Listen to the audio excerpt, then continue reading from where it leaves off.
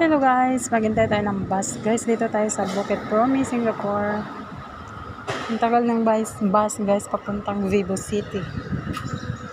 Iniwan ako ng kasama ko kasi ang tagal ko daw kasi. Kaya iniwan ako.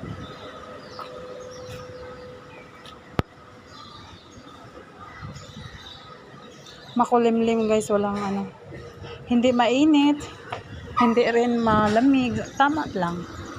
Kasi makulimlim, walang init. Ang ulan pumunta ng Pilipinas.